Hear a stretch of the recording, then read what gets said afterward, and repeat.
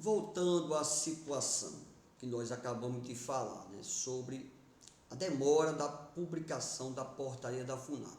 Que consequências pode ter para o policial e o bombeiro? Nós falamos que não pode haver uma consequência em prejuízo, em mala parte, né? O militar ser dispensado de funções, né? E outra consequência, essa é bem grave e bem assim, que aí os órgãos de direção, da polícia, do bombeiro, a própria FUNAP, devem também ficar atento a isso, né? Atentos, né, a isso, né?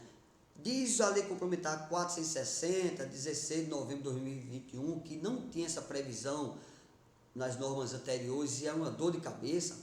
É o seguinte, o policial bombeiro estando na ativa, mesmo estando no abono de permanência, completou os 30 anos de serviço, assinou ou não o seu processo para ir para a reserva, não está na reserva, está na ativa.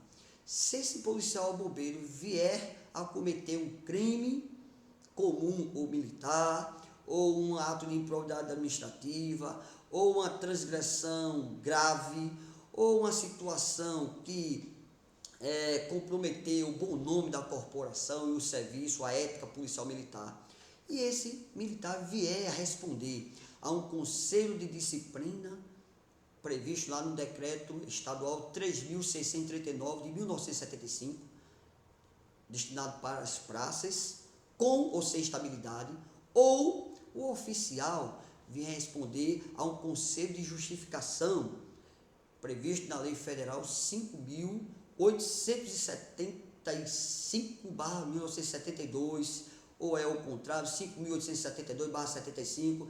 Bom, a lei que regula o conselho de justificação. Então, um militar que está aguardando na portaria da FUNAP vinha cometer um grave fato, vinha responder por um processo administrativo disciplinar na espécie CD ou CJ, e ao final ser concluído pela demissão do oficial ou exclusão da praça. E qual a repercussão disso? Bem, a repercussão, ele está na ativa, vai ser excluído ou demitido sem direito a nada. Ou seja, não há o que se falar em proventos, porque está na ativa, recebe vencimentos. Então ele tem 32 anos de contribuição. Ok, ele tem que ir para o regime geral, ou seja, trocando miúdos para o INSS, pegar uma certidão de tempo de contribuição junto à FUNAP, leva lá para o INSS e vai contribuir com o restante do tempo para completar o tempo para se aposentar por lá, né? Em regra, 35 anos de contribuição e mais 60 anos de idade, salvo o melhor juízo. A atuação em aposentadoria pelo regime geral não é minha seara, né? Mas no mínimo 35 anos de contribuição lá no regime geral. E também teto, hoje está em torno de 7.836. Então, mesmo que um militar seja um tenente-coronel, um coronel, receba 20, 25, 30 mil reais, cometa um caso grave e venha a ser demitido, lá no regime geral, ele só vai receber 7.836 reais. Não vai falar em receber mais, porque lá é o teto. Fato que para os militares não há teto, né, em face do sistema de proteção social dos militares do estado de Pernambuco. Né? Bem, e a Lei Complementar 460, 16 de novembro de 2021, diz no artigo 74, AD, diz assim: o oficial ou a praça, na situação de inatividade, contribuinte obrigatório com o sistema de proteção social dos militares de Pernambuco, que for demitido para oficiais, ou excluído para as praças da corporação, por decisão administrativa ou judicial, desde que decorrente de fatos ou atos posteriores à inatividade. Ou seja, se estiver na ativa, não é essa a regra, não.